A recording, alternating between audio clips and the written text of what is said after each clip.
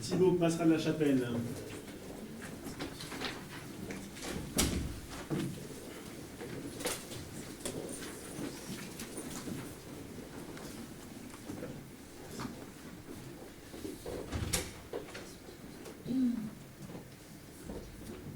Quel sujet avez-vous choisi? Avec beaucoup d'originalité, j'espère de nouveautés, The Show Must Go On.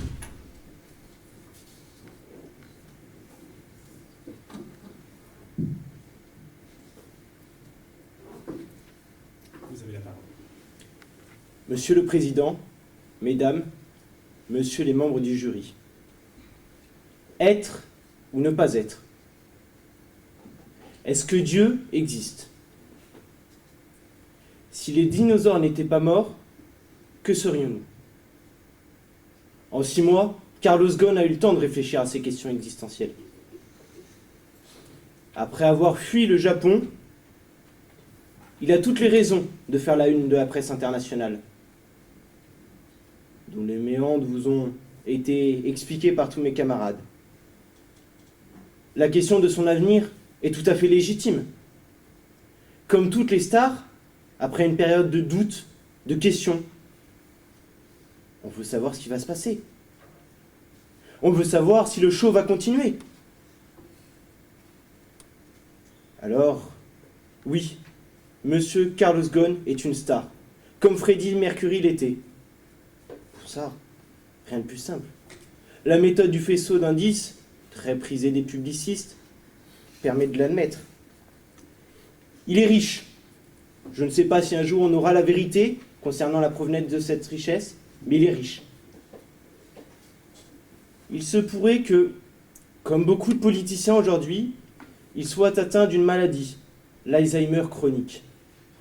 Si, c'est une maladie très contraignante.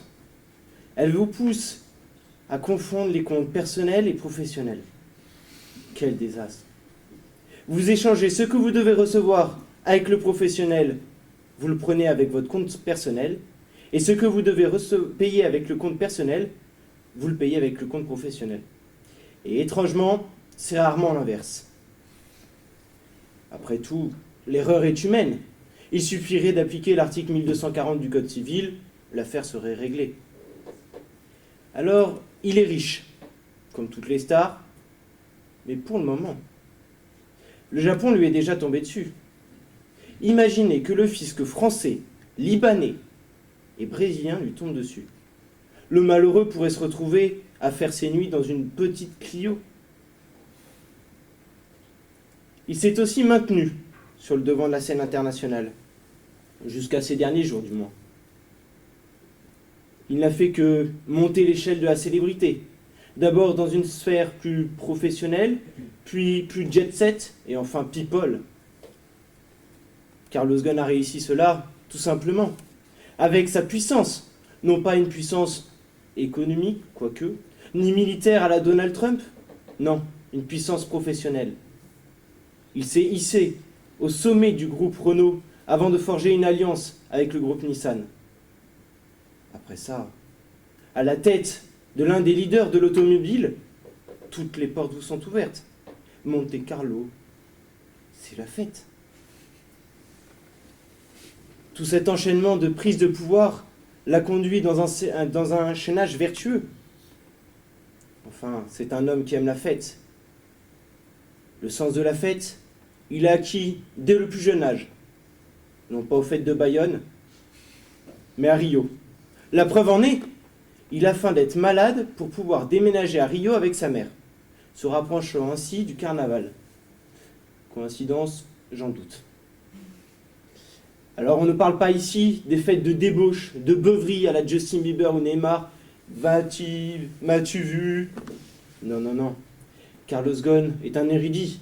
Il apprécie la qualité. C'est d'ailleurs là toute l'origine des critiques de sa réception à Versailles. Elle avait tout pour être parfaite. Les costumes, les invités, le repas, le chèque, le lieu. Alors, qu'a-t-il voulu faire passer comme message en fêtant son anniversaire ou celui de l'Alliance Renault-Nissan dans ces murs chargés d'histoire? Personne ne le saura jamais. Et en bon jaloux et envieux que sont les Français, Ils ne se sont pas gênés pour lui lancer des critiques acerbes. Mais alors, le show de Guns must go on? Si on en suit le parallélisme qu'il existe entre lui et Freddie Mercury, rien ne montre qu'il va s'arrêter. Au contraire, Freddie, pour écrire son album solo, s'est isolé. Solitude, désordre, clabauderie sont les seuls amis qui l'ont accompagné dans cette période de doute. C'était une lente descente aux enfers, le chemin de croix vers le Tartare, pas celui que vous mangez, mais bien celui qui vous ronge de l'intérieur. Dans cette période du gouffre, il est facile de tomber. Et reclus, mal accompagné, c'est ce qu'a fini par faire Freddie. Mais tomber ne signifie pas la fin. Freddie a d'ailleurs fini par se relever. Tomber, ce n'est pas empêcher de se relever. Tomber, c'est reculer pour mieux sauter. Et c'est ce qu'il a fait. Il est revenu, plus fort, plus sûr de lui. Après cette période, il a balayé d'un geste ferme de la main tout son passé. Il s'est relevé. Mais d'autres avant lui ont montré le chemin. Prenez Socrate, qui est passé au travers de mon collègue tout à l'heure.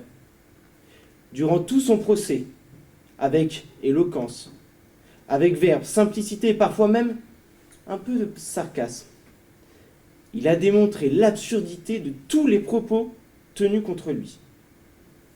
C'est certainement sa moquerie et son talent qui le mèneront à la perte. Et alors qu'il attend en prison, son ami Citron vient le voir. Il ne lui propose pas une limonade, il tente plutôt de lui venir en aide. Il lui propose de le faire fuir de cette injustice. Il lui avance pléthore d'arguments plus logiques les uns que les autres. Mais Socrate, dans son calme, va lui répondre, va lui démentir tout ce qu'il prétend. Non, Socrate estime que ça serait une injustice qui répondrait à l'injustice. Lui qui a toujours écouté les règles d'Athènes, lui qui a toujours été le citoyen modèle, il ne peut se défiler à sa justice. Alors, jusqu'au bout, avec panache, il va affronter cette justice injuste. Aujourd'hui, après avoir passé 6 mois en prison, après avoir été jeté comme un vulgaire ouvrier de la chaîne automobile, victime du cost killing, après avoir fui le Japon comme Wade Gorgi a fui la France pendant l'affaire des ambassades de l'Iran, après avoir réalisé l'impensable, Carlos Ghosn se retrouve à un croisement de sa vie. Il y a 2 possibilités face à lui. D'une part, la résignation. D'autre part, le combat. La résignation, c'est cette route qui va droit à la tranquillité. Pas d'embûches en vue, pas de péripéties dignes d'un héros de roman. Cette voie se termine dans la simplicité, dans la monotonie. L'autre voie, celle du combat, offre une perspective bien plus attrayante, bien plus effrayante. Elle est parsemée d'obstacles. Les péripéties se comptent par dizaines. Les pages filent et se défilent pour arriver à l'apogée. Le dénouement escompté est renversant. Vous versez même votre petite larme pour le spectacle. C'est cette voie qu'a choisi de prendre Freddie Mercury. C'est aussi celle-là qu'a choisi de prendre Socrate. Carlos Ghosn, en revanche, semble plus mesuré, plus indécis même. Tout porte à croire qu'il choisit le chemin de la résignation. Après tout, qui pourrait lui en vouloir? Alors oui, il n'a fait que 3 fois rien. 3 fois rien? Non, vraiment 3 fois rien. Et comme vous le savez, 3 fois 3 fois rien, ça fait rien de neuf.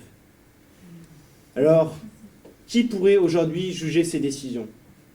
Qui pourrait aujourd'hui se présenter avec une justesse impartiale pour juger de la justesse de ses choix?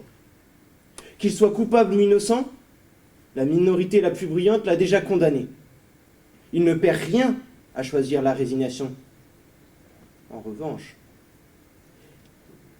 tous les risques sont à prendre s'il s'engage sur le chemin du combat. La seule personne qui pourrait être légitime pour le juger serait un clone, un jumeau. Il faudrait qu'elle ait vécu la même vie que lui, que son père ait été accusé du meurtre d'un moine, qu'il ait eu le même parcours professionnel, qu'il ait sauvé 2 entreprises de la faillite, qu'il ait connu la séparation avec sa femme pendant 6 mois et le goût des sushis derrière les barreaux. Cette personne n'existe pas. Et aucun d'entre nous n'est à même de juger les choix qu'il a faits. Et pourtant, les apparences sont souvent trompeuses, car il a assuré qu'il n'en avait pas fini. Il a montré qu'il reviendrait. Rien de cela n'est illogique. Comme le disait Freddie Mercury en parlant de Jimi Hendrix, soit on a la magie, soit on ne l'a pas. Et quand vous l'avez, c'est difficile de décrocher. Lors de sa prochaine apparition, M. Gons ne sera peut-être pas en tenue d'ouvrier, façon ouvrier Renault. Il ne portera certainement pas la rein grave et le juste corps, tenue dont le brevet appartient au roi Soleil. Il reviendra peut-être plus simplement, mais dans tous les cas, il n'appartient qu'à lui d'écrire la fin de son histoire, en espérant qu'il ne nous fasse pas comme dans Game of Thrones. Il y a tant de stars qui ont illustré ce The Show Must Go On. Alors, quel que soit son choix, il ne pourra être ni bon ni mauvais.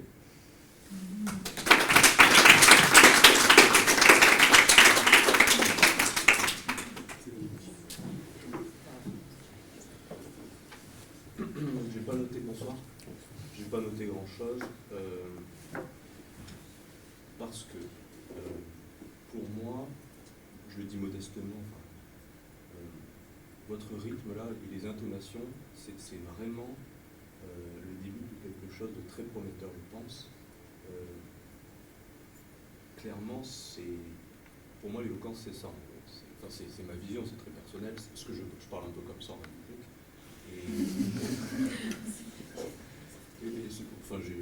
J'ai adoré votre forme. D'ailleurs, moi, quand je parlais, je privilégiais la forme sur le fond. C'est pas ce que vous avez fait d'ailleurs. Le fond était bien. Vous avez fait des recherches d'ailleurs, parce que l'histoire sur son père et le moine, je pense qu'il faut. Je sais pas si tout le monde le sait, mais je pense qu'il faut avoir fait des recherches pour l'avoir vu, à moins que tous les journaux l'aient titré, mais moi je l'ai trouvé en faisant vraiment des recherches. Donc vous avez travaillé le sujet, ça c'était aussi très bien. Voilà. Je vais laisser mes camarades parler, moi j'ai adoré. Bonsoir, félicitations pour votre passage, ça commence à faire tard là, donc bravo déjà d'avoir attendu tous les autres passer, faire des blagues que vous avez peut-être prévu de faire, tout ça, donc félicitations. Je commence par la forme. Votre ton ironique, je le trouve délicieux. Vraiment, quand vous avez ce côté, vous dites quelque chose d'assez tonitruant, mais tout en étant très calme et très, très sérieux. Je trouve ça agréable. Vous avez une voix qui est forte et qui est stable. On vous entend très bien, on vous comprend très bien. Vous savez utiliser les silences à bon escient. Pour ça, bravo. Vous avez pu changer de ton, de tonalité, de volume par moment. Ça aussi, il faut varier. Je trouve que c'est un vrai apport à votre propos. Et vous avez aussi un regard appuyé. C'est-à-dire que quand vous nous regardez personnellement, vous ne nous lâchez pas, on n'a pas envie de vous lâcher. Ça, c'est aussi très important. Sur le fond, j'ai noté que l'humour dès le début, encore une fois, moi, c'est quelque chose qui m'accroche beaucoup. Et ça n'a pas empêché, en ayant cette forme d'humour, d'avoir une vraie argumentation, une vraie réflexion. Mais ça a été dit par Cédric, je pense que ce sera dit par les autres. J'ai bien aimé la petite référence au publiciste. En tant que publiciste, voilà, faisceau d'indices, ça me parle tout de suite.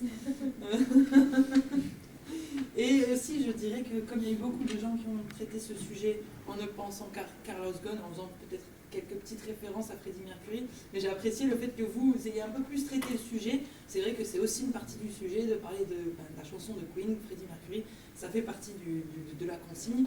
Vous l'avez appliqué différemment des autres et ça change, ça fait du bien. Voilà, je pense que globalement, j'ai à peu près dit ce qu'il y avait à dire. J'ai pas noté grand-chose non plus. C'était une très belle prestation. Bravo. Merci. Alors, que dire de plus? Je vais forcément répéter ce qu'ont déjà dit mes camarades. Une voix magnifique qui porte, le regard vraiment appuyé sur nous, sur les membres du jury. On voit que votre texte, vous l'avez presque pas regardé, et ça, c'est en 10 minutes, c'est quand Vous avez aussi rebondi sur ce qu'ont fait les candidats avant vous, j'ai trouvé ça très bien. Vous avez réussi à changer de ton également tout au long de votre discours. Vous étiez bien ancré dans le sol, bien ancré sur le pupitre. Voilà, vous étiez présent, vous étiez là, c'était très bien. Votre gestuelle aussi, pas beaucoup de gestes, mais ce qu'il faut, un petit peu plus peut-être, si vous faites à bon escient, ça serait très bien. Vos jeux de mots, j'ai adoré. Votre intro m'a beaucoup fait rire, ainsi que votre conclusion. Donc, je trouvais que c'était logique parce que vous avez commencé avec un jeu de mots, vous avez fini par deux jeux de mots. Donc, je trouvais ça très bien. Sur le fond, c'était très recherché, très pertinent, c'était référence à Socrate, vraiment. C'était impressionnant et bravo. Merci. Je n'ai plus grand chose à dire, mais je n'ai pas écrit grand chose, mon stylo ne marche plus. Très bonne prestance, oui c'est le mot. Une voix très naturelle, c'est très agréable parce qu'on sent que quand vous changez de ton ou quand vous changez d'idée, ça se fait naturellement, vous maîtrisez bien le texte. Donc c'est vraiment agréable à écouter. Moi j'aime bien le côté dire des blagues et rester un peu sérieux en même temps. Ça c'est vraiment sympa. Et j'ai bien aimé la référence à Raymond Devos, 3 fois rien. Ça c'est vieilli quoi. Et en revanche, petit conseil, mais ça ce sera plus le cas quand on sera dans une grande salle, si vous y arrivez. Quand on se tient comme ça, là vous vous tenez un peu voûté, ce qui fait que du coup la voix a plus de mal à partir. Voilà, je crois que on a vraiment un problème de voix, mais pour se tenir droit, on s'exprime mieux en général. Donc voilà, c'est le petit conseil de la soirée. Mais il y a un très très bon niveau ce soir. Donc bravo, félicitations. Ça méritait d'être applaudi. Je sais quel bulletin vous avez mis dans l'urne. Vous avez, comme Cédric, une admiration pour Nicolas Sarkozy. Vous avez cette capacité de tenir fermement le pupitre. Vous êtes prêt à le dévorer. Et là, effectivement, je vois Nicolas. On sent qu'il est là, vous voyez. Je voulais vous dire, d'un point de vue formel, que j'adore ça a été dit, mais votre scansion, en fait, qui est naturelle et en même temps, qui passe presque travailler. C'est effectivement, peut-être que vous avez une capacité à vous exprimer qui est comme ça, mais en tout cas, votre scansion est assez délicieuse. Je note aussi, vous êtes ce soir le candidat qui chérit un peu la langue française. Vous avez quand même employé un vocabulaire relativement plus élevé que courant. Ça, j'y suis tout à fait sensible, parce que c'est une langue qui recule. Voilà, nous parlerons du point milieu et de l'écriture inclusive une autre fois, mais je trouve que effectivement rendre ces lettres de noblesse à la langue française, je trouve que c'est infiniment appréciable. Scusi de Vos, c'est dommage parce qu'il fallait que je reprie au niveau culturel puisque je me suis bourré sur Voltaire, dommage. Et sur le fond, moi j'ai trouvé que ce soir vous avez été le candidat, vous n'étiez pas le plus impressionnant. Vous avez été en revanche, et ça c'est assez implacable, mais complètement logique. C'est-à-dire que, en fait, vous avez ce défaut-là, c'est que vous êtes manifestement très intelligent, et plus que moi en tout cas, et vous êtes capable effectivement d'amener les choses de façon assez fine et tout à fait logique.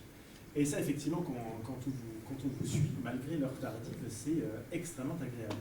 Donc, effectivement, vous avez cette capacité à avoir une forme qui suit parfaitement le fond, et un fond qui suit parfaitement la forme. Et ça, c'est pas donné à tout le monde, c'est infiniment appréciable. Conservez-le, cultivez-le, et bientôt, vous ferez partie d'un cours des grands, à mon sens. Bravo.